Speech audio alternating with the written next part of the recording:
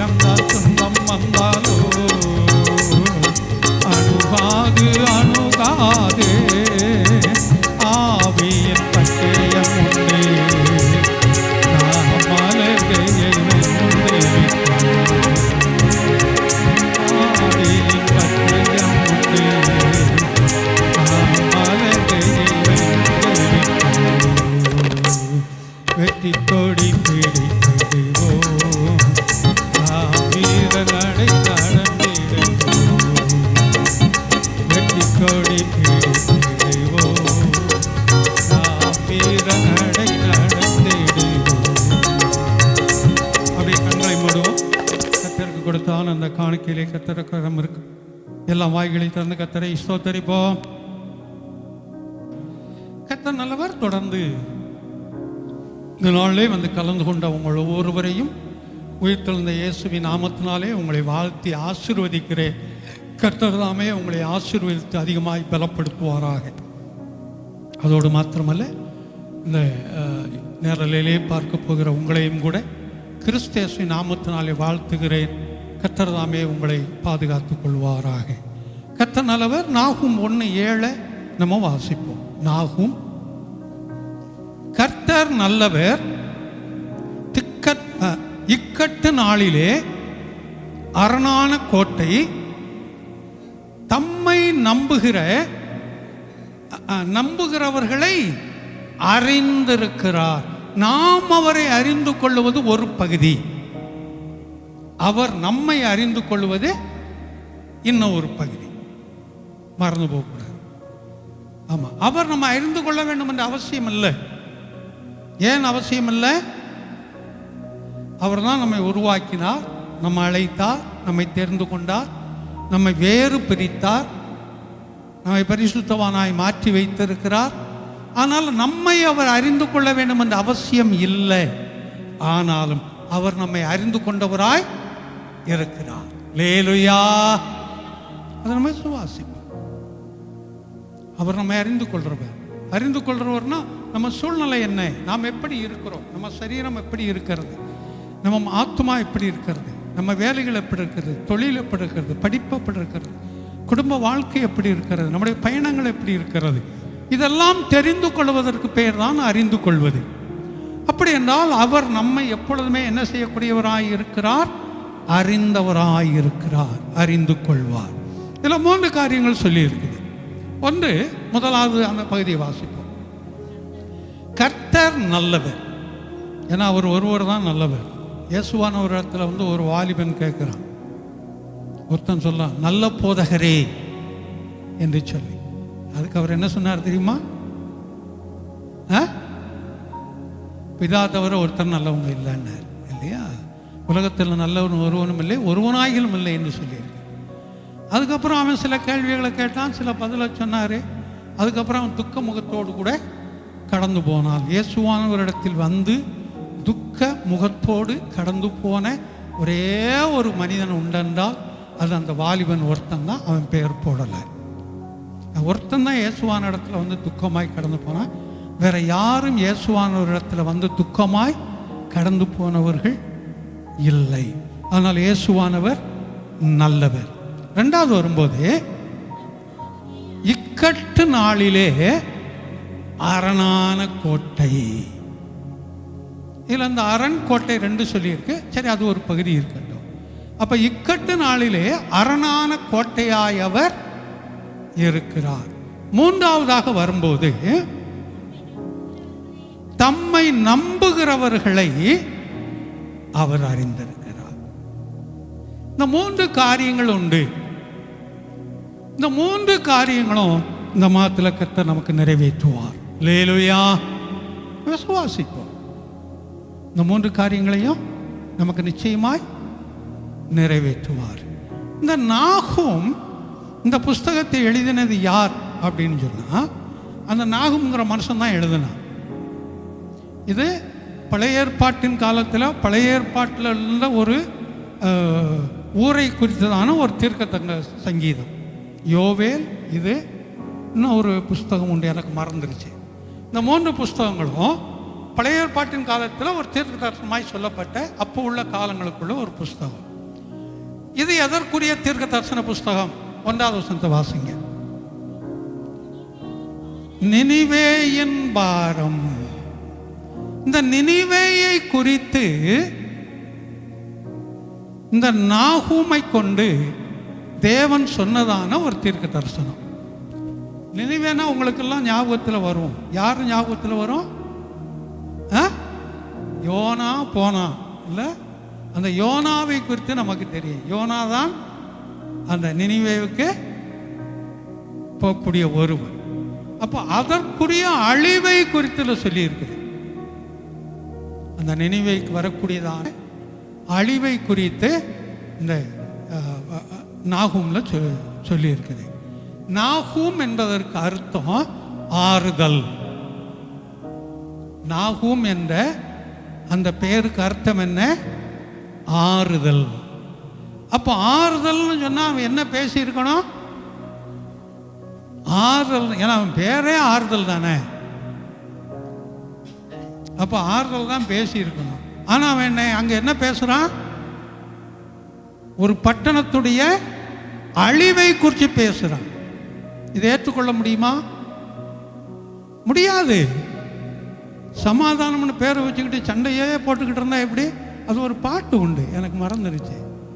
சமாதானம் பேரு,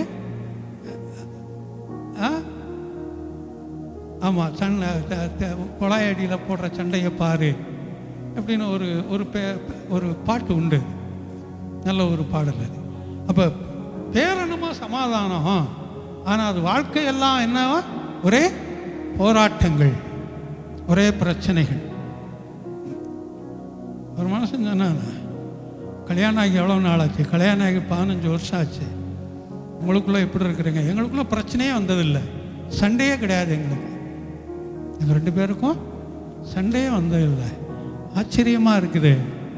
எப்படியா 15 வருஷம் ஆச்சுன்ற கல்யாணம் ஆகி புருஷமனைக்கு சண்டையே வந்ததெல்லாம் எப்படி இருக்கிறீங்க?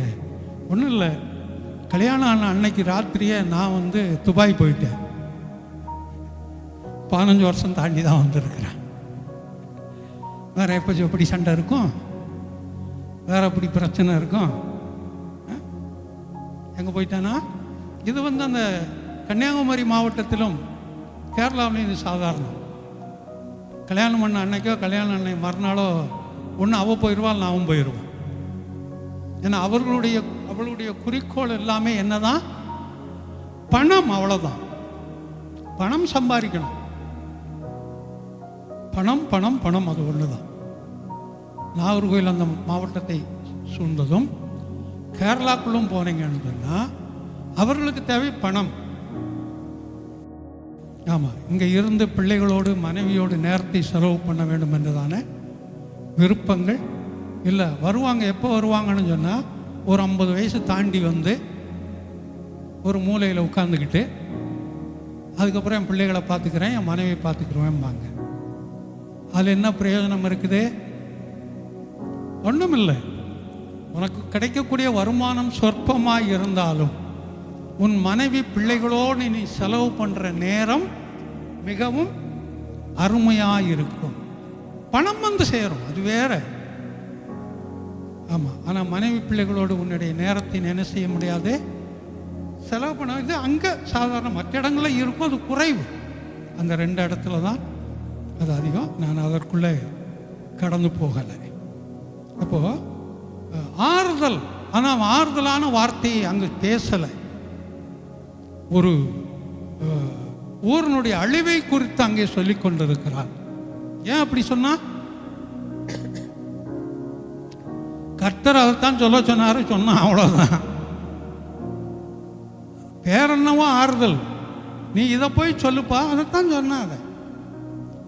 எரேமியா தீர்க்கதரிசி நீங்க எடுத்து பாருங்க, எல்லா இடத்தும் அழிவுகளை குறித்து தான் பேசிக்கொண்டே வருவோம்.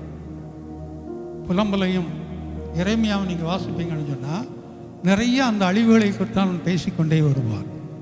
கர்த்தர் சொன்னார், அவன் பேசினான், அவ்வளோதான். அது அப்படியே நடந்தது. ஆகையினால் இந்த காரியங்களை குறித்து உங்களோடு கூட நான் பகிர்ந்து கொள்ளும்படியாக விரும்புகிறேன். முதலாவதாக வரும்போது அதில் அந்த முதற் பகுதியை வாசிப்போம். கர்த்தர் நல்லவர். அவர் எப்ப நல்லவராய் இருப்பார்? யாருக்கு நல்லவராய் இருப்பார்? இல்லையா? அந்த 2 காரியங்களை மட்டும் நம்ம வீட்டில் எடுத்துக்கிட்டோம்னு சொன்னால், இன்னைக்கு அம்மா பிள்ளைன்னு ஒன்று இருக்கும், அப்பா பிள்ளைன்னு ஒன்று இருக்கும். இது அம்மா பிள்ளை, இது அப்பா பிள்ளைன்னு என்ன செய்வாங்க? பங்கு பிரிச்சுக்கிடுவாங்க. சொல்லுவாங்க, எல்லாம் செய்கிறதெல்லாம் அவளுக்கே செய்கிறார் அவர், எனக்கு ஒன்றும் செய்கிறதில்லை. செய்கிறதெல்லாம் அவனுக்கே செய்கிறாரு, எனக்கு ஒன்றும் செய்கிறதில்லை. இது சாதாரணமாய் பிள்ளைகளுக்குள்ளாய் வரக்கூடிய மனநிலைமைகள். பெற்றோர்களும் அப்படி தான் இருப்பாங்க. பார்த்தீங்கன்னா தெரியும். 100க்கு 100 அப்படி இல்லாட்டலும் ஒரு 75% அப்படி தான் இருப்பாங்க. 2ம் அவருடைய பிள்ளைகள் தான். ஆனால் ஒரு 75% அப்படித்தான் இருப்பாங்க. இங்கே இருக்கிற குடும்பங்களில் எனக்கு சில பிள்ளைகளை அப்படி சொல்ல முடியும், சில குடும்பங்களில் அப்படி சொல்லுவதற்கெல்லாம் முடியும். இவங்களைத்தான் பார்த்துக்கிறாங்க, அவங்களைத்தான் பார்த்துக்கிறாங்கன்னு. ஏன்னா ஆரம்ப காலத்திலிருந்து வந்து இன்னைக்கு திருமணமாகி பிள்ளைகளை பெற்றெடுத்தவங்கெல்லாம் அப்படிப்பட்ட ரிப்போர்ட் பண்ணவங்களாம் என்கிட்ட இருக்கிறாங்க. நம்முடைய சபைக்குள்ளாய் வந்து இங்கே இருந்து திருமணமாகி இன்னைக்கு பிள்ளைகளை வைத்து கொண்டிருக்கிறவர்களோட அந்த நாட்களில் குடும்பத்தோடு அவங்க அப்பா அம்மாவோடு இருக்கும்போது வந்து இப்படிப்பட்ட குறைபாடுகளை சொன்னவர்கள் என்கிட்ட நிறையா இருக்கிறாங்க. அவங்க அப்பா அம்மா முன்னாடியே அந்த குறைபாடுகளை சொன்னவங்க இருக்கிறாங்க. அவங்களுக்கெல்லாம் அவன்தான், அவங்களுக்கு எல்லாம் அவதான், நான் ஒன்றுமே இல்லை, என்னை கண்டுக்கிறவே மாட்டாங்க. என்ன அப்படின்னு கேட்டால், பாஸ்டர் அப்படி இல்லை பாஸ்டர், 2 பேரையும் ஒன்றா தான் பார்க்குறோம். அதுக்கு அவங்க காரணத்தை சொல்லுவாங்க. சிலது பிள்ளைங்க இதை கேளுங்க என்னன்னு, இதை கேளுங்க என்னன்னு. அப்போ ஏதோ ஒன்று இருக்கும். பிள்ளைகள் எப்போ நல்லவங்கன்னு சொல்லும், அவங்க கேட்கறதெல்லாம் எதை செய்யறீங்களோ அந்த நேரம் நல்லவங்கன்னு சொல்லும். ஒன்றும் செய்யலான்னு சொன்னால் உனக்கு பிறந்த பாரு, ஒன்றும் சொல்லமா, நீ சொல்ல மாட்டேன், சொல்கிறேன் நான். அப்படி நீ சொல்லுவ, சொல்ல மாட்டேன்ல, ஏதோ ஒரு நாள் மட்டும் சொல்லுவேன். அந்த ஒரு நாள் மட்டும் நீ சொல்லுவேன், தெரியும் எனக்கு அதெல்லாம். அதனால என்ன பத்த செய்ய, நீ தானே பத்த செய்ய. இன்னைக்கு எல்லாம் வசதியாக போச்சு. எங்கே இருந்தாலும் இந்த காசெல்லாம் கேட்கறதுக்கு என்னது அது, ஜிபேயி, ஆமாம் பணப்பேயி, ஏதோ ஒரு பேய். அங்கே இருந்துக்கிட்டு சொல்லுவாங்க, எனக்கு ஒரு பேய் அனுப்பிச்சிருங்க, எனக்கு என்ன செய்யுங்க, ஒரு பேய் அனுப்பிச்சிருங்க அப்படின்னு சொல்லி. கொடுக்கலன்னா எனக்கு மட்டும் கொடுக்க மாட்டேங்க, அவளுக்கு நான் கொடுங்க. இதெல்லாம் பிள்ளைகள் இன்னைக்கு வீட்டில் பேசக்கூடிய காரியங்கள் சாதாரணமாக. நீங்கள் அது சொல்ல வேண்டாம், சொல்லாமலே உங்களுக்கு தெரியும். இருந்தாலும் பொதுவான என்ன செய்யணும் இதை சொல்ல. அப்போ கர்த்தர் நல்லவர் என்றால் யாருக்கு நல்லவர்? பெற்றோர்கள் பிள்ளைகளுக்கு செய்கிறாங்கன்னா இவங்க சொல்கிற காரியத்துக்கு கீழ்ப்படுகிறாங்க, சொல்கிறத கேட்குறாங்க. அதனால் அந்த பிள்ளைகளுக்கு கொஞ்சம் அதிகமாக செய்கிறாங்க, பிள்ளைகளுக்கு அதிகமாக செய்கிறாங்க. நாங்கள் அந்த சிறு வயதுகளில் இருக்கும்போது என்னுடைய அப்பாவும் அம்மாவும் வெளியே போயிட்டு வந்தாங்க. நான் வீட்டில் இருந்தது ரொம்ப குறைவு. மற்ற நாட்கள்லாம் விடுதிகள் ஹாஸ்டலில் இருந்து படித்தேன். அந்த லீவுகளில் போகிற நாட்கள் தான் சிறு வயது. அதுக்கப்புறம் கொஞ்ச நாள் மட்டும் சும்மா இருந்தேன். அதுக்கப்புறம் ஊழியத்துக்கு வந்துட்டேன். வீட்டில் இருந்து ரொம்ப குறைவு. அந்த நாட்களில் கொடுக்கும்போது ஏதாவது வாங்கிட்டு வந்தால் மொத்தமாக நாங்கள் 7 பேர், 9 பேரில் 2 பேர் இறந்துட்டாங்க, 7 பேரும் இருப்போம். இருந்தால் எங்கள் அம்மா அள்ளி கொடுப்பாங்க அப்படி கையில். ஒவ்வொருத்தரும் எது வந்தாலும் சரி எடுக்கிறனா எடுத்து கொடுப்பாங்க, அடர்னா அள்ளி கொடுப்பாங்க. நான் மட்டும் இப்படி 2 கையை நீட்டுவேன். அப்போ சின்ன பிள்ளை சின்ன கைன்னு வைங்க. எங்கள் அம்மா சொல்லுவேன், என் பிள்ளை மட்டும் 2 கையை நீட்டுது பாரு அப்படின்னு சொல்லி. ஆமாம், ஒரு பிடி சேர்த்தே கொடுப்பாங்க எனக்கு. அது அவங்களுக்கு ஒரு சந்தோஷம், ஒரு பிரியம், அவ்வளோதான். இல்லை, அந்த ஞாபகங்கள் எனக்கு இன்னும் உண்டு. அப்போ இங்கே வரும்போது யாருக்கு அவர் நல்லவர், எப்படிப்பட்ட சூழ்நிலையில் இருந்தால் நல்லவராய் இருப்பார் அப்படிங்கிற ஒரே ஒரு வசனத்தை மட்டும் உங்களோட பகிர்ந்து கொள்கிறேன். புலம்பல் 3:25 வாசிங்க. புலம்பல் 3:25.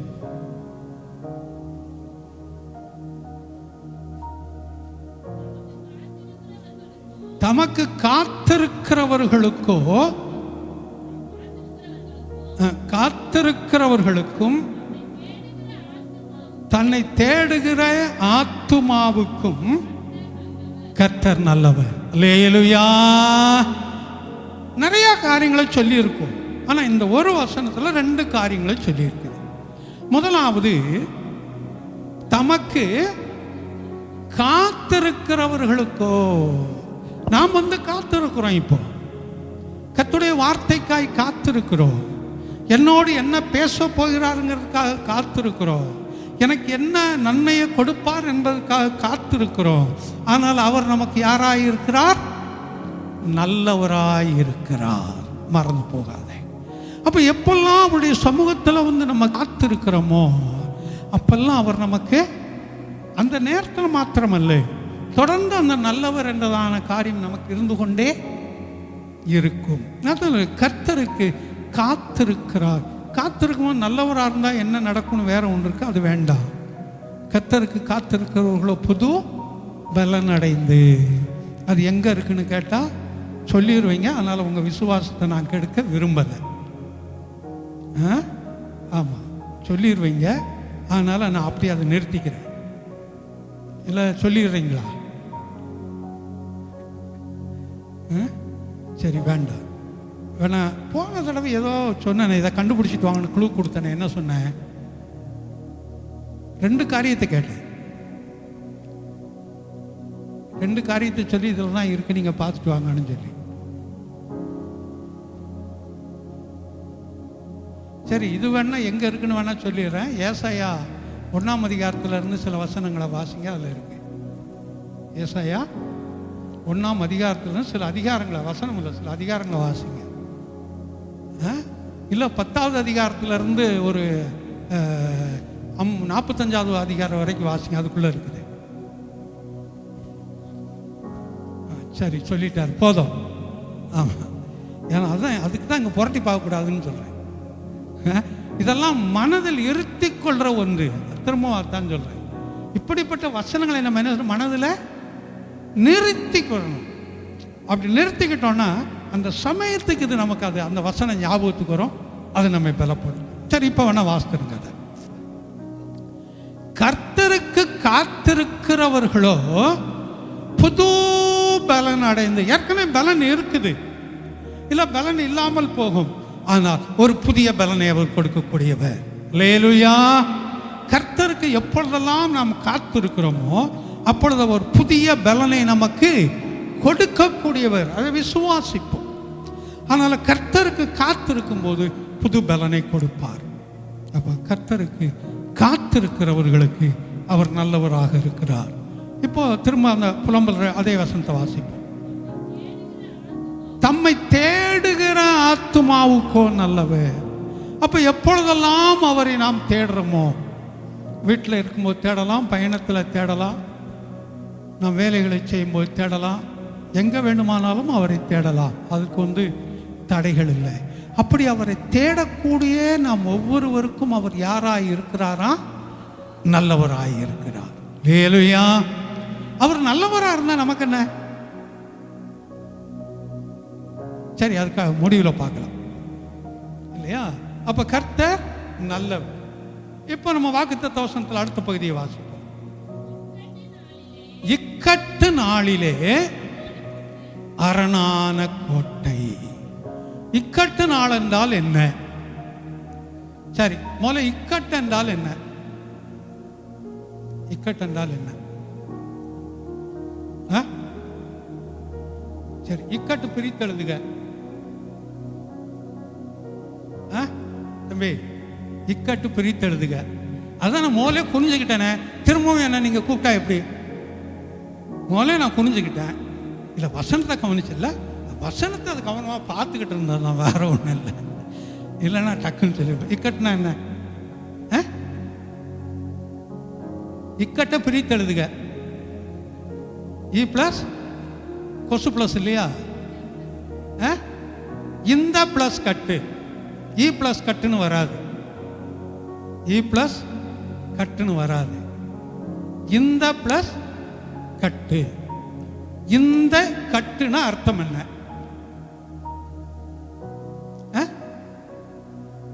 இந்த என்றால் அர்த்தம் என்ன?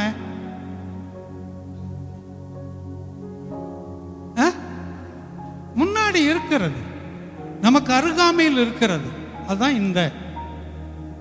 அந்த என்று சொன்னால் அது அறுந்து போச்சுன்னு சொல்றது இல்லை. தாலி அறுந்துருச்சு, செயின் அறுந்துருச்சு, கொலுசு அறுந்துருச்சு, நகை இருந்துச்சு, நட்டை இருந்துருச்சு, அது இல்லை அந்த. ஆமாம், அது அறுந்து போனதில்லை. அந்த என்றால் தூரத்தில் சொல்லுங்க, அங்கே இருக்கு பாரு, அந்த இருக்கு பாரு அப்படிம்பாங்க. அது இங்கே உள்ள மொழி கிடையாது. இது தெற்கு சைடு இருக்கிற மொழி. திருச்சிக்கு அந்த பக்கம் போனால் தூரத்தில் இருக்கிற அந்த இருக்கு பாருன்னு தான் சொல்லுவாங்க. அது அந்த நடைமுறையில் இந்த வேதம் மொழிபெயர்த்ததுனால அது அப்படி இருக்கும் சில பகுதிகள். ஆமாம். அப்போ இங்க இந்த அப்படின்னா அருகாமையில் இருக்கக்கூடியது. எங்க தேடுற அந்த இருக்கே அப்படிம்பாங்க. இந்த பாத்திரங்களை எடுத்துட்டு போயிடுங்க. ஆமாம், வந்துச்சு. இந்த அப்படின்னு சொன்னா அருகாமையில் இருக்கக்கூடியது அப்படின்னு அர்த்தம். அப்ப இந்த கட்டு என்றால், கட்டு என்பதற்கு ரெண்டு விதத்தில் பொருள் உண்டு. ஒன்று சேர்க்கக்கூடியது ஒன்று, இன்னொன்று பிரச்சனைகளை கொடுக்கக்கூடிய ஒன்று. சிதறி கிடக்கிறதையும் சிந்தி கிடக்கிறதையும் சேர்க்கக்கூடிய ஒன்று ஒரு கட்டு. இணைப்புகளை ஏற்படுத்தக்கூடியது, அதுவும் கட்டுதான். பிரச்சனைகளை கொடுக்கக்கூடிய கட்டுகளும் உண்டு. இந்த கையில் ஒரு கட்டு போடணும்னு சொல்லி கட்டு போட்டாங்கன்னா சாதாரண கட்டுங்கிறது வேற, கொஞ்சம் பல்ல கடிச்சிக்கிட்டு போட்டாங்கன்னா அந்த கட்டு வேற மாதிரி இருக்கும். போட்டால் ரெண்டு பக்கம் கை வீங்கிடும். கட்டுகள் வித்தியாசமாக இருக்கும். நமக்கு தெரிஞ்ச மாதிரி சொன்னால் பிசாசு கட்டு, சூனிய கட்டு, வியாதி கட்டு, அந்த கட்டு இந்த கட்டும்பாங்க இல்லையா? சரி, ஏதோ உண்டு. அப்போது அந்த கட்டு என்று சொல்லும்போது ஏதோ சில பிரச்சனைகள், ஏதோ சில போராட்டங்கள், ஏதோ சில அவமானங்கள், நிந்தைகள், நாம் எதிர்பாராத சில, நாம் விரும்பத்தகாத சில காரியங்கள், இதெல்லாம் இங்கே சொல்லி இருக்குது. இதுதான் இக்கட்டு, நெருக்கடிகள். அந்த இக்கட்டு காலத்தில் அவர் எப்படி இருப்பாரா? அரணான கோட்டை. கோட்டை என்றால் போன மாதமே பார்த்தோன்னு நினைக்கிறேன். போன மாதத்துடைய வாக்குத்தத்தம் என்ன? பலத்த துருகம், நீதிமான் அதற்குள் ஓடி. அதுல வரும்போது அதை பார்த்தோன்னு நினைக்கிறேன். அந்த கோட்டை என்பது என்ன அப்படின்னு சொல்லி. அரண் அப்படின்னு சொன்னா ஏற்கனவே பார்த்துருக்குறோம். அரண்னா என்ன? பாதுகாப்பு. அது பாதுகாப்பு அரண் என்று சொல்லும்போது காம்பவுண்டு சுவர். எழுத்தின்படி காம்பவுண்டு சுவருக்கு பேர் தான் அரண். அது எதுக்காக போடுறோம்? பாதுகாப்பிற்காக. வேற ஒன்றும் பெரியதாக ஒன்றும் இல்லை, பாதுகாப்புக்கு போடுறது தான். கோட்டை என்று சொல்லும்போது அந்த அரணுக்கு உள்ளாயிருந்து உயரமாக இருக்கக்கூடிய ஒரு பாதுகாப்பை, உள்ளே குடியிருந்து இருக்கக்கூடிய ஒரு இடத்திற்கு பேர் தான் அந்த கோட்டை. இன்னைக்கு நீங்கள் கோட்டை போகணும்னா செக்ரட்டரியேட் போங்க, அந்த தலைமைச் செயலகம், இந்த மந்திரி எல்லாம் இருக்கிறாங்கல்ல, மந்திரி சபை கூட இடம், அங்கே போனீங்கன்னா அந்த கோட்டை இருக்குது. சென்ட் ஜார்ஜ் கோட்டைன்னு சொல்லுவாங்க. அது சென்ட் ஜார்ஜ் கோட்டை. சென்ட் ஜார்ஜ் என்பவர் கட்டினதுனால, ஏன்னா பீச்சை ஒட்டி இருக்கிறதுனால, அவர்கள் தங்குவதற்கும் சில காரியங்களுக்கும் கட்டினதுனால அந்த கோட்டை அங்கே இருக்குது. அதை சுற்றி பெரிய ஒரு அந்த அது அது என்ன பேர் சொல்லுவாங்க, அதுக்கு அகழின்னு சொல்லுவாங்க. அதெல்லாம் பெரிய ஒரு ஆறு மாதிரி அதை சுற்றி கட்டி வச்சுருப்பாங்க. எல்லாம் வேலூர் போகிறவங்க அங்கே வேலூர் கோட்டை ஒன்று இருக்குது, அங்கே போய் பாருங்க. அதை ஜெயிலாக மாற்றி வச்சுருக்காங்க அன்னைக்கு அந்த வேலூர் கோட்டையை. இப்படி சில கோட்டைகள்லாம் உண்டு. அந்த வெளியில் காம்பவுண்ட் இருக்கும். அந்த காம்பவுண்டுக்கு உள்ள ஒரு பயங்கரமான ஒரு வீடுகளை கட்டி, உயரமான இடங்களை கட்டி அதில் வாசம் பண்ணி கொண்டிருப்பாங்க. அதுதான் கோட்டை. அப்போ இங்கே வரும்போது என்ன சொல்லி இருக்குது? இக்கட்டு நாளில் அரணான கோட்டை. அப்ப நமக்கு எப்ப ஆபத்து வருது, எந்த ஆபத்து வருது, எந்த சூழ்நிலையில் ஆபத்து வருது, அப்பெல்லாம் அவர் நமக்கு எப்படி இருக்கிறாராம்? அரணான கோட்டையாய் இருக்கிறார். ஆமா, கோட்டை என்பது உயரமான இடம், ஒரு பாதுகாப்பை குறிக்கக்கூடிய ஒன்று. இந்த 2015 வெள்ளம் வரும்போது இங்கே எல்லாம் பல இடங்களுக்கு ஓடினாங்க. நாங்கள் 3 பேரும் இந்த இடம் பக்கத்தில் இருக்கிற தம்பி வீடு அன்னைக்கு மேலே ஓடி இன்னைக்கு கட்டிட்டாங்க. அதில் தாண்டி அதுக்கப்புறம் அங்கே தாண்டி கடைசியில் போய் நின்னோம். அதில் அங்கே போய் நின்று கொண்டு இருந்தோம். அதில் இருந்த அந்த சேர்களில், அந்த சேர் இன்னும் ஒட்டி கிடக்குது. இந்த நாற்காலியில் பின்னாடி பார்த்தோம்னா அந்த சேர்கள்லாம் இன்னும் கூட ஒட்டிருக்கு. 10 வருஷத்துக்கு மேலே ஆச்சு. அது இன்னும் போகலை. ஒரு மறக்க முடியாத ஒரு அனுபவம். ஒரு உயரமான ஒரு இடம், அது பாதுகாப்பு. ஆமாம், அரண் என்பதும் அதுதான். கோட்டை என்பதும் அரண் என்பதும் அங்கே இதுவாக இருக்கிறது ஒன்றுதான். அத்தரும் அதே வரிவாசி. இக்கட்டு நாளிலே அரணான கோட்டை. நமக்கு எப்பொழுது ஆபத்து வருகிறதோ, வியாதியை கொண்டு வரலாம், பலவீனத்தை கொண்டு வரலாம், படிப்பை கொண்டு வரலாம், பயணங்களில் வரலாம், எந்த சூழ்நிலைகளில் வந்தாலும் அது நமக்கு எப்படியா இருக்கிறதா? அரண்னா முதலாவது அந்த காம்பவுண்டை போன்று கொண்டு அதை தாண்டி தான் உள்ள வரணும். அதுக்கப்புறம் வந்து நம்மை தொடுவது கடினம். அந்த அரணான கோட்டையாய் அவர் நின்று கொண்டிருக்கிறார். அல்லேலூயா. விசுவாசிப்போம், நாம் அதை அறிக்கை செய்வோம். இதை குறித்து 1-2 வசனங்களை நான் சொல்றேன். சங்கீதம் 37-39 வாசிப்போம். 37-39. நீதிமான்களுடைய ரட்சிப்பு கர்த்தரால் வரும், இக்கட்டு நாளில் அவரே அவர்களுக்கு அடைக்கலம். அல்லேலூயா. அவரே அவர்களுக்கு அடைக்கலம். ஆமா, அடைக்கலம் என்றால் என்ன? அடைக்கலம்னா என்ன? பாதுகாப்பு முதல்ல நம்ம பார்த்தோம். பாதுகாப்பும் சேர்ந்ததுதான். என்னம்மா என்னம்மா பேசணுங்களே, சொல்லுங்க. அடைக்கலம் என்றால் உணவு, உடை, இருக்கிற இடம் கொடுப்பதற்கு பேர் தான் அடைக்கலம். உணவு, உடை, தங்குவதற்கு இடம், இப்படி கொடுத்தவர்கள் தான் அடைக்கலம். நாங்கள் சிறு வயதில் இருக்கும்போது இருந்த நிலைமைகளில் வாலிபத்துக்குள்ளே வந்ததுக்கு அப்புறம் கூட ஒரு 7-8 பேர் இருக்கும் ஒரே நேரத்தில், தனித்தனி நேரங்கள். அதாவது என்னுடைய தகப்பனாருக்கு ஒரு சுபாவம் உண்டு. வெளியில் எங்கேயாவது அடிக்கடி இந்த ஜவுளி வியாபாரம் பண்ணதுனால அவர் அந்த சரக்கு போடுறதுக்காக அந்த வெளியில் அடிக்கடி போவார். அப்படிப்பட்ட சூழ்நிலைகளில் அந்த சிறு பிள்ளைகளோ வாலிப பிள்ளைகளோ பசங்கள் யாராவது தனியாக இருந்தாங்கன்னா, அழுதுகிட்டு இருந்தாங்கன்னா, இன்றைக்கி இருக்கிற ஃபோன் வசதிகள்லாம் கிடையாது. அன்றைக்கி அவங்கள பார்த்து என்ன ஏதுன்னு கூப்பிட்டு அவங்களுக்கு ஏதாவது வந்தாலும் உதவி செஞ்சு, சரி நீ வான்னு வீட்டுக்கு கூப்பிட்டு வந்துடுவார். கூப்பிட்டு வந்து, ஏன்னா தனியாக இருக்கிறேன், யாருன்னு தெரியலவா, அது எங்கள் பிள்ளைகளை எங்களோட சேர்ந்து தான் அவங்க இருப்பாங்க. பிள்ளைகளாய்த்தான் நான் வீட்டில் பாவிப்பாங்க எல்லாமே. அப்படி எனக்கு அண்ணன்மார் நிறையா இருக்கிறாங்க. அந்த மாதிரி உடன் பிறக்காத வீட்டில் வளர்ந்த அண்ணன்மார் இருக்கிறாங்க. இன்னைக்கு அவங்க பேரன்லாம் இருக்கிறாங்க, அவங்க தொடர்பில் இருக்கிறாங்க. இன்னைக்கு அவங்களுடைய பேர பிள்ளைகளெல்லாம் தொடர்பில் இருக்கிறவங்க இருக்கிறாங்க. சிலர் தொடர்புகள் இல்லை. அதுக்கப்புறம் வந்து கொஞ்ச நாள் அவங்க வீட்டில் வச்சு அவங்கள ஒரு நிலைமைக்காக்கி, அதுக்கப்புறம் அவங்கள்ட்ட பையன் கேட்டு எந்த ஊர் நீயே, அப்பா அம்மா என்ன, இந்த அட்ரஸ்களை வாங்கி ஒரு கடிதம் போடுவார். உங்கள் பிள்ளை இங்கே இருக்கிறான், இந்த அட்ரஸ்ஸு நீங்கள் வேணால் வந்து பாருங்க அப்படின்னு சொல்லி, அதுக்கப்புறம் பெற்றவங்க வருவாங்க, மூட்டை முடிச்சோட வருவாங்க. அப்போ ஏன்னா வீட்டுக்கு ஏதாவது கொடுக்கணும்னு சொல்லி எல்லாம் ஓரளவுக்கு விவசாய குடும்பங்களும். 2 பேர் மட்டும் வேறு. ஒரு பையன் ஒரு ஸ்டுடியோ வச்சுருந்தான், மலையாளிஸ், ஜோன்னு சொல்லி அவருடைய பேர். இன்னும் ஒருத்தர் டெய்லர், பெங்களூரில் திவாகர்னு சொல்லி, தினகரன்னு சொல்லி, பெங்களூரில் இப்போ இருக்காரே, இறந்துட்டாருன்னு சொல்லி தொடர்பில் டெய்லராக மாதிரி அங்கே போயிட்டார். மற்றவங்களாம் ஓரளவுக்கு அந்த விவசாய குடும்பம் இப்படி வருவாங்க. வந்து பார்த்து சொல்லுவாங்க, இவங்க இல்லை நான் போகிறேன் போ, இல்லை நான் அங்கேயே இருக்கிறேன் இரு, அவ்வளோதான்.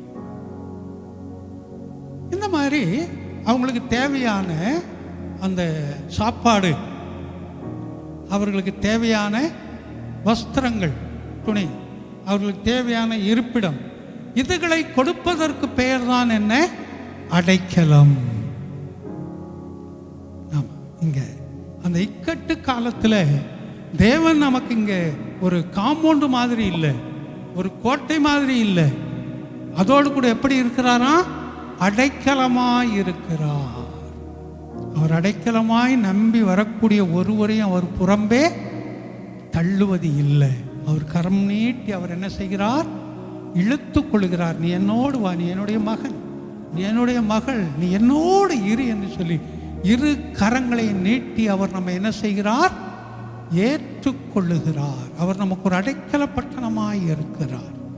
இந்த அடைக்கல பட்டணத்தை குறித்து வரும்போது லேவியராம் புஸ்தகம்னு நினைக்கிறேன், வாசிக்க நிறையா ஒரு 6 அடைக்கல பட்டணம் உண்டு.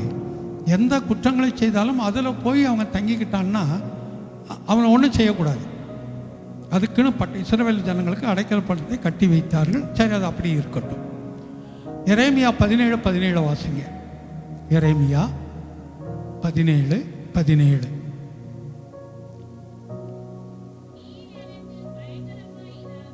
நீர் எனக்கு பயங்கரமாய் இராதேயும், தீங்கு நாளில் நீரே என் அடைக்கலம். லேலுயா. இந்த இக்கட்டு காலமும் தீங்கு நாளும் ரொம்ப பெரிய ஒரு வேறுபாடு கிடையாது. இக்கட்டு காலம் என்பதற்கும் தீங்கு நாளுக்கும் பெரிய வேறுபாடு ஒன்றும் கிடையாது. அங்கே இக்கட்டு காலம்னு சொல்லியிருக்கு, இங்கே தீங்கு நாள்னு சொல்லியிருக்கு. அப்போ தீங்கு நாளில் அவர் நமக்கு யாராய் இருக்கிறாரா? அடைக்கலமாய் இருக்கிறார். இந்த தீங்கு எப்படி வேணாலும் எந்த சூழ்நிலை வேணாலும் வரலாம். பிள்ளைகளுக்கு இப்போ ஸ்கூலுக்கு போக ஆரம்பிச்சிருந்தா தீங்க ஆரம்பிச்சிருச்சு. படி படி படி படின்னுக்கிட்டு இருக்கிறாங்க. எப்படி படின்னுக்கிட்டு இருக்கிறாங்கன்னாவா, நாமக்கு அதெல்லாம் ஒன்றும் கிடையாது. நான் அடிக்கடி சொல்கிற போல 2 பேருக்கு கவலையே கிடையாது. படிக்கிறதில்ல 2 கூட்டத்துக்கு கவலையே கிடையாது. ஒரு கூட்டம் யாரு? நல்லா படிக்கிறவங்களுக்கு, அதிகமாக படிக்கிறவங்க இல்லை, நல்லா படிக்கிறவங்களுக்கு கவலையே கிடையாது. எதை கொடுத்தாலும் எழுத போகிறேன். இந்த நேரத்தை நான் யூடியூப்பில் வாசிக்கும் போது எங்கே உள்ள பிள்ளைங்கன்னு தெரியல, 3 பிள்ளைகளும் இன்னைக்கு IRS பாஸ் பண்ணியிருக்கிறான். ஒரு மிடில் கிளாஸ் தான், பெரிய ஒரு ஃபேமிலி கிடையாது, 3 பிள்ளைகளுமே. அதனால் அது அக்ரி படித்தாங்களா, அக்ரி படித்தாங்க, விவசாயத்துறை படித்தா அந்த சிவில் சர்வீஸ்க்கு ஈஸியாக இருக்குமா. அது இங்கே தமிழ்நாட்டில் இருக்கிற IASல 14 பேரோ 15 பேரோ அந்த அக்ரிகல்ச்சர் காலேஜ் முடித்து வந்தவங்க தானா, அது முடித்தவங்க தான் சிவில் சர்வீஸ் எழுதியிருக்கிறாங்க. அந்த அம்மா சொல்லும்போது 3 பெண் பிள்ளைகள், 3 பெண் பிள்ளைகளும் இன்றைக்கி என்னவா இருக்கிறாங்க? ஐஆர்எஸ்ஸாக இருக்கிறாங்க. Equal collector. அவங்க கஷ்டப்பட்டு படித்தாங்க தான், முழு நேரமும் படித்தாங்க. அதே சமயத்தில் வெளியில் போவோம், நல்லா சாப்பிடுவோம், சில இடங்களை சுற்றி பார்க்க போவோம், வீட்டில் கொஞ்சம் டைம் ஸ்பெண்ட் பண்ணி கொஞ்ச நேரத்தை வேறு வழியில் செலவு பண்ணுவோம். ஆனால் என் பிள்ளைகள் கடின உழைப்பு எனக்கு தெரியும். 3 பிள்ளைகள் யாராக இருக்கிறாங்க? ஐஆர்எஸ், ஒரு கலெக்டராக இருக்கிறாங்க. எங்கள் அப்பா என்ன அப்படி மாற்றணும்னு நினச்சாரு, அவரும் அதுக்கு மேலே விரும்பலை, என்னையும் அதுக்குள்ளே கொண்டு போகல. எனக்கும் அந்த எண்ணம் மாறிடுச்சு. ஆனால் ஒன்று சொன்னார், உனக்கு 3 பொண்ணு, 3 பிள்ளைகளையும் நீ ஆமாம் ஒரு உயர்ந்த அதிகாரத்தில் இருக்கும் பதவிக்கு கொண்டு வா. அதிகாரத்தில் போய் நீ கை கட்டி நிற்கிற இடத்துக்கு நீ வேண்டாம். உன் பிள்ளைங்க அதிகாரத்தில் இருக்கிற இடத்துக்கு உன் பிள்ளைகளை கொண்டு வான்னு சொல்லி எங்கள் அப்பா சொன்னார். என் பிள்ளைகளை எனக்கு நான் என்ன செஞ்சுருக்கிறேன்? கலெக்டராக மாற்றி வச்சுருக்கிறேன். ஐஆர்எஸ் 3 பிள்ளைகள். 3 பிள்ளை நிற்கும் போது அந்த அம்மா பேட்டி கொடுக்குறாங்க. அது நமக்கே சந்தோஷமாக இருக்குது, மகிழ்ச்சியாக இருக்குது. ஒரு மிடில் கிளாஸ், பெரிய ஒரு வசதி படைத்த ஒரு குடும்பங்கள் இல்லை. அந்த எண்ணங்கள் வேணும் பிள்ளைகளுக்கு. நான் இதுவாய் மாற போகிறேனுங்கிற அந்த வைராக்கியம் உள்ள வரணும். அந்த வைராக்கியம் உள்ள வந்துருச்சுனாலே என்ன என்ன வந்துருவோம். என்ன சொல்ற? ஆமாம், காலேஜுக்கு அந்த வைராக்கியம் வந்துருச்சு. முன்னாடி இருந்ததுக்கு இப்போ நல்லா படிக்கிறேன். ஆமாம், 10th இருந்ததுக்கு இப்போ நல்லா படிக்க ஆரம்பிச்சுட்டா நல்லா படிப்பான். அவன் சொன்ன, நீ என்ன மிலிட்ரிக்கு போகிறேன்னியோ? ஆமாம், மிலிட்ரிக்கு தான் போவான். ஆனால் உயரம் பத்துமானதான் தெரியல. உயரம் பத்துமானதான் தெரியல. சரி, அதை அப்போ பார்த்துக்கலாம். புல்லப்ஸ் எடுக்கிறியா? எப்போ? டெய்லி எடுக்கிறியா? டெய்லி எடுத்தா நீ வளர்ந்துருப்பியா உங்கள் அப்பா காட்டலாம்.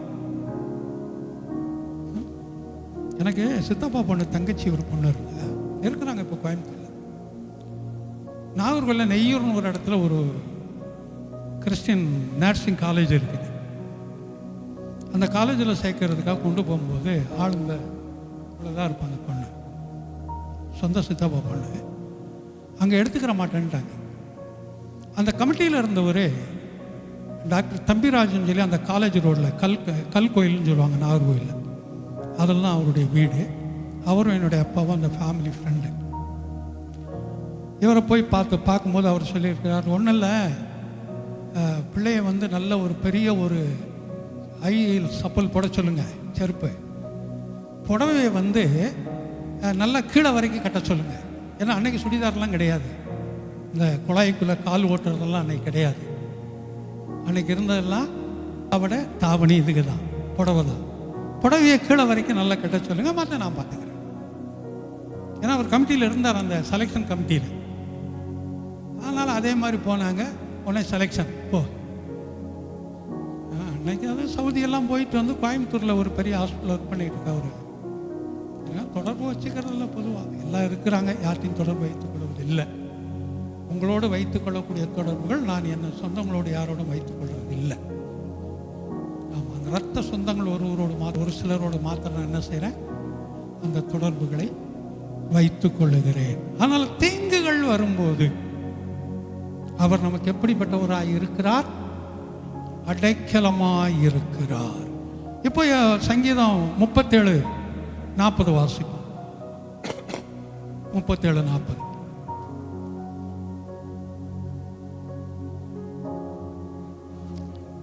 கர்த்தர் அவர்களுக்கு உதவி செய்து விடுவிப்பார், உதவியாளராய் இருக்கிறார்.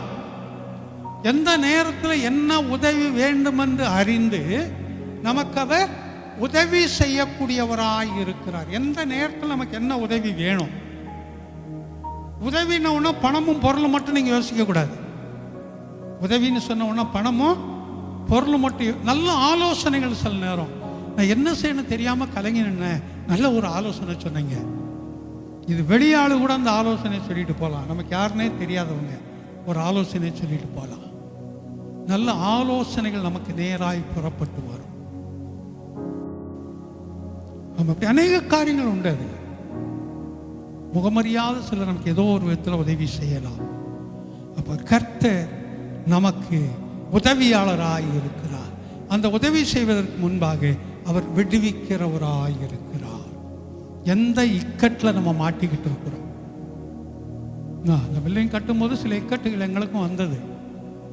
ஆமாம், அதிலெல்லாம் மாறி தாங்க உட்காந்து நின்றுக்கிட்டு இருக்கிறோம். அந்த இக்கட்டுகள்லாம் கர்த்தர் மாற்றினார், அதை மாற்றுவார். விசுவாசிப்போம், விசுவாச அறிக்கை செய்வோம், அதை கர்த்தர் செய்வார். அதானுங்க இக்கட்டில் அவர் உதவி செய்கிறவர். உதவி செய்கிறது மாத்திரமல்ல, விடுவிக்கிறவர் மாத்திரமல்ல. அடுத்து அதே வரி, அதே வசனத்தில் நம்பி, ஆமா, அவரை நம்பி இருக்கிறபடினா நாம் அவர்தான். அவரை விட்டா நமக்கு கதி கிடையாது.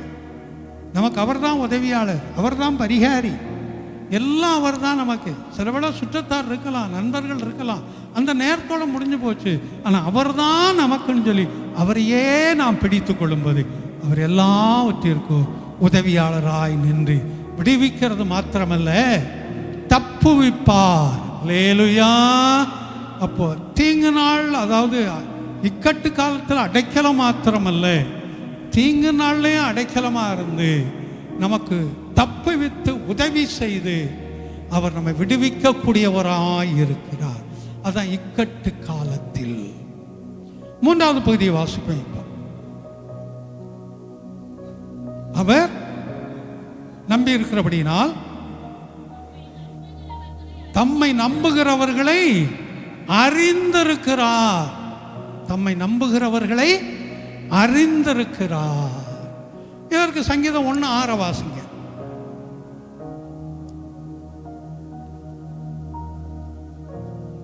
சங்கீதம் 1:6. நீதிமான்களின் வழியை அறிந்திருக்கிறார். அப்ப எப்பொழுது நீதிமானாய் நாம் மாற்றப்படுகிறோமோ அப்பொழுது அவர் நம்ம என்ன செய்கிறார்? அறிந்து கொள்ளுகிறார். அவர் அறிந்து கொள்கிற நாளிலே நாம் நீதிமானாய் மாற்றப்படுகிறோம். இது எப்படி வேணாலும் நீங்க மாற்றி போட்டுக்கங்க. எப்படி வேணாலும் போத்திக்கிட்டு படுத்தாலும் சரி, படுத்துக்கிட்டு போத்தினாலும் சரி. போத்துறதுன்னா அதாவது படுத்துக்கிட்டு 3 நாளும் சரி, மூடிக்கிட்டு படுத்தாலும் சரி, ரெண்டும் ஒன்று தான். கொஞ்சம் வித்தியாசம் உண்டு, அது வேண்டாம். கொஞ்சம் வித்தியாசம், வேற ஒன்றும் அதில் பெரிய மாறுதல் இல்லை. அதனால கர்த்தருங்க என்ன செய்ய, நீதிமான்களை அறிந்திருக்கிறார். அவர் அறிந்தபடியினால் நம்மை நீதிமானாய் மாற்றி வைத்திருக்கிறார். அல்லேலூயா. நம்மை நீதிமானாய் மாற்றினது காரணம், தாயின் கருவில் உருவாவதற்கு முன்பாகவே நம்மை அவர் அறிந்தவராய் இருந்தார். அப்பொழுதே நம்மை தெரிந்து கொண்டார். அதனால நம்மை அவர் நீதிமானாய் மாற்றி வைத்திருக்கிறார், நம்மை அறிந்திருக்கிறார். 2 தீமோத்தேயு 12 வாசிங்க. 2 தீமோத்தேயு 1:12.